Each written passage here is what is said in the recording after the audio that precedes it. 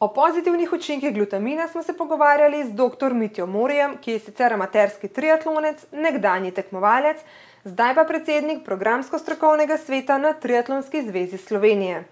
Jaz sicer sem nekoliko bolj zagovornik, da če nekak športnik v fazi regeneracije, da vzame whey proteine, ki že nekak glutamin vsebujejo tudi ostale aminokisline.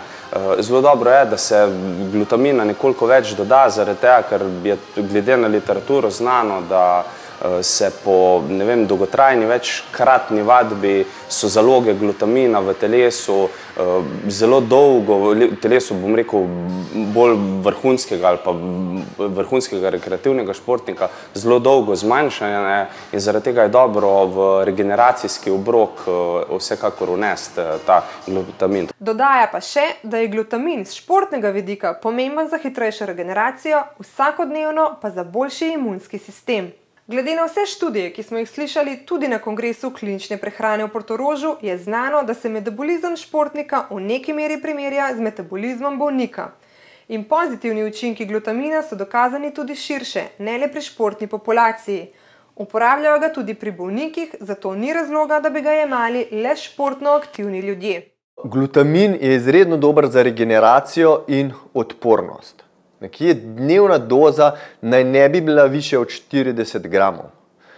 To se pravi, recimo, če ga zaužijemo 3-krat na dan po eno čajno žličko, nekje zadostuje za potrebe. Zdaj pa odvisno, kakšne imamo potrebe.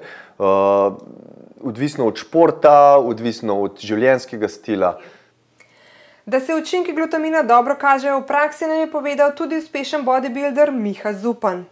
Glutamin je najbolj pogosta aminokislina v mišicah, predstavlja 60% delež. Ima veliko pozitivnih učinkov na zdravje, tako je velik podpornik imunskega sistema.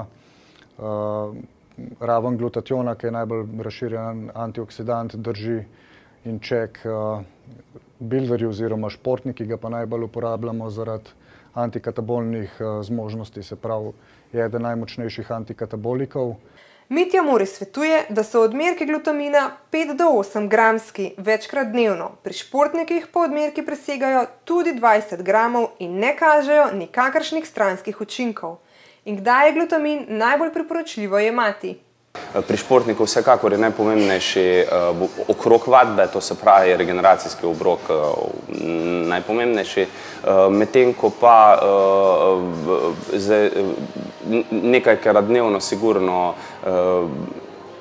ne bi bilo napačno, porazdeljeno čez dan, seveda tudi glede na to, da imamo stresne življenje, vse te stvari, če je to pozitivno vpliv na imunski sistem, potem so verjetno pozitivni učinki tudi na zdravje, kar je pa jasno, zasledujemo danes vsi.